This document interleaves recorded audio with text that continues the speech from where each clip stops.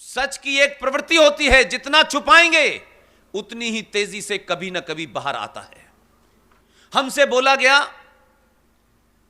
कि यह आजादी की लड़ाई हिंदू, मुस्लिम, सिख, ईसाई, पारसी सबने मिलकर लड़ी थी। मैं इसे शुद्ध रूप से झूठ मानता हूं, एकदम झूठ है। अगर इस देश की आजादी की लड़ाई हिंदू, मुस्लिम, सिख, ईसाई सबने मिलकर लड़ी थी, तो यह कैसे मुमकिन है कि जब आजादी नजदीक आई तो 24 घंटे में आपके दिल में यह ख्वाब कैसे पैदा हो गया कि हमें मजहब के नाम से एक अलग देश चाहिए?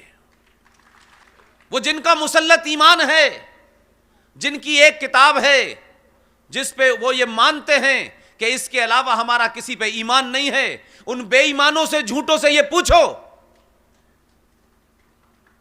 कि तुमने पाकिस्तान बनाने की नीयत से भारत की आजादी में हिस्सा लिया था या भारत को आजाद कराने की स्थिति में लिया था?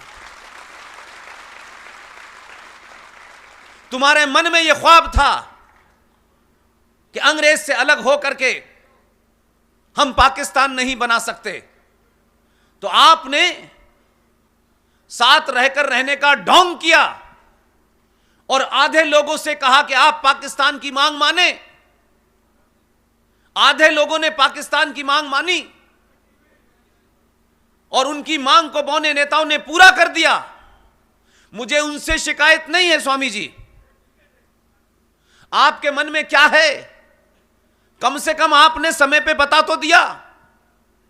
पाकिस्तान बन गया, इसकी भी मुझे कोई चिंता नहीं है। मैं ये सवाल आजाद भारत जो तथाकथित तौर पे 15 अगस्त को हुआ है, 15 अगस्त 1947 को भारत 2 टुकड़ों में बटा है, 2 अलग अलग राज्य बने हैं। आजादी का शब्द मुझे नहीं मिला अभी तक। लेकिन मेरा गुस्सा और मेरी तकलीफ यह है कि जो मुझे पढ़ाया गया, जो मुझे बताया गया, उसमें इतना झूठ क्यों बोला गया? भाई, पाकिस्तान बन गया, लेकिन जो लोग भारत की बात कहते हुए, हिंदू मुस्लिम की बाई कहते हुए, ये गंगा जमुना तहजीब की बात कहते हुए, ये भाईचारे की बात कहते हुए इतने बेईमान क्यों थे? अगर दम था, ताकत थी, ईमानदार थे, अगर मुसल्लत ईमान था तुम्हारा, तो जो मन में था वो कहने की हिम्मत तो बताते। इसलिए आजाद भारत में एक शिक्षा मंत्री बना पहला, और उस आदमी को इस देश ने अल्ट्रा सेकुलर माना। यह बहुत राष्ट्रवादी आदमी है भाई, इसको हमें मान लेना चाहिए।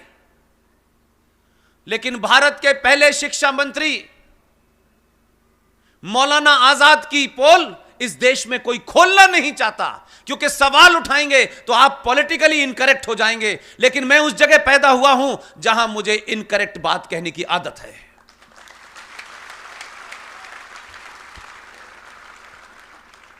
आज 70 साल में यह मुल्क 1946 के देहरी पे खड़ा हुआ है और हमारे समाज को भूलने की बीमारी है। बहुत सारे संत बड़ी ईमानदारी से काम भी कर रहे हैं, लेकिन अपने 25 साल के इस कैरियर में एक घटना दिल्ली में घटी जो मुझे तक नहीं पता थी। मुझे गो रक्षा के लिए आजाद भारत में 1966 के अंदर इंदिरा गांधी के प्रधानमंत्री होते हुए गुलजारी लाल नंदा गृह मंत्री थे। आजाद भारत में दिल्ली के अंदर पहली बार फौज को तलब किया गया। और कमाल की बात देखिए कि गौ रक्षा के लिए जिन संतों ने कलपात्री जी के नेतृत्व में जो एक धरना या प्रोटेस्ट विजय चौक पे किया था, उसका इतिहास में, कहानियों में, अखबार में जिक्र नहीं है। और ढूंढते ढूंढते मुझे 2 साल में एक ऐसा शख्स मिला जो उस पूरे घटनाक्रम का चश्मदीद गवाह था। आज उनकी उम्र कोई 87 साल की है। पार्लियामेंट में उस वक्त वो बैठे हुए थे और सारा मंजर उनकी आंखों का देखा हुआ था। मैंने विजय चौक पे बैठ करके उनका इंटरव्यू किया। इतनी बातें आपसे छुपाई गई। उनका नाम है मनमोहन शर्मा। उन्हीं ने मुझे यह बात बताई कि उस वक्त संत और ऐसी तमाम हमारी बहनें छोटे छोटे बच्चों के साथ, जिनके हाथ में न कोई कंकड़ था, न डंडा था, न लठिया थी, विजय चौक के प्रदर्शन पर आजाद भारत में सरकार के निर्देशन में, प्रधानमंत्री की देखरेख में फौज ने, और यहां तक कहा गया कि इस पूरे धरना प्रदर्शन को रोकने के लिए हमें दिल्ली पुलिस को लगाना है। सत्ता के लोगों को इस बात की सूचना मिल गई थी कि अगर दिल्ली पुलिस को हमने लगाया तो हो सकता है दिल्ली पुलिस सरकार का ऑर्डर मानने से मना कर दे। उस वक्त के सत्ताधीशों ने कश्मीर मिलिशिया को बुलाया गया, स्पेशल पुलिस आई दिल्ली में। आज से पहले और उसके बाद ऐसी मिसाल नहीं मिलती। और जो लोग सत्याग्रह कर रहे थे, विजय चौक उस जमाने में 66 के अंदर भारत की जो पार्लियामेंट है उसके दरवाजे तक जाने का अधिकार था। और ये साधु संत बिना बताए नहीं विजय चौक पहुंचे थे। 2 साल पहले इन्हीं साधु संतों ने इंदिरा गांधी से बातचीत की थी।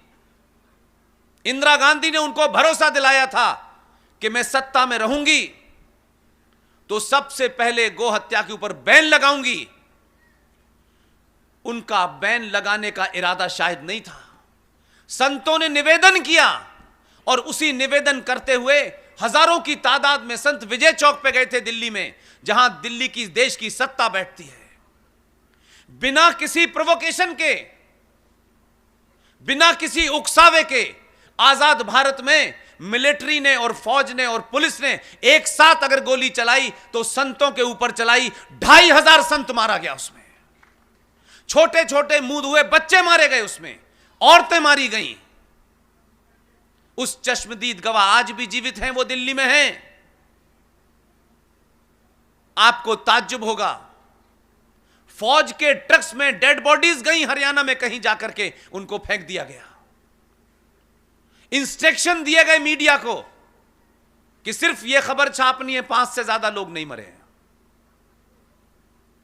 सरकारें क्या करती हैं, मीडिया क्या करता है, लेकिन समाज में तो लोग जिंदा थे। उन्होंने इसको इशू क्यों नहीं बनाया, घर घर तक क्यों नहीं पहुंचाया था? मैं इस खामोशी से चिंतित हूं। यह हमारे समाज की खामोशी एक खतरनाक मोड़ पे पहुंच गई है। इसलिए 1400 साल पुराने एक मजहब ने आपसे बिना शर्माए, बिना डरे, इसलिए कहता हूं, जो ईमानदारी से कोई बात कह रहा है उसकी बात सच मानो। क्योंकि आपको 70 सालों में झूठ बोलने, झूठ सुनने की इतनी आदत हो गई है कि अगर आपका दुश्मन यह बता रहा है कि मुसलमानों ने 800 साल तक इस देश पे राज किया है, हमने इस मुल्क की औरतों को अपने हरम का हिस्सा बनाया है, तो आप उससे कहते हैं नहीं ये झूठ बोल रहा है, ये कम्युनल मुसलमान है, ये कट्टर मुसलमान है। देखिए बाकी तौर पे मुसलमान अच्छा होता है। ये सर्टिफिकेट आपने कब से बांटना शुरू कर दिया?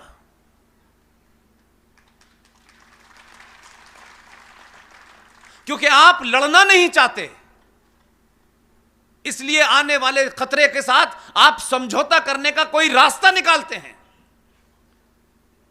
तो हमने इतने रास्ते निकाले 70 सालों में कि अब कोई रास्ता नहीं बचा, अब एक ही रास्ता है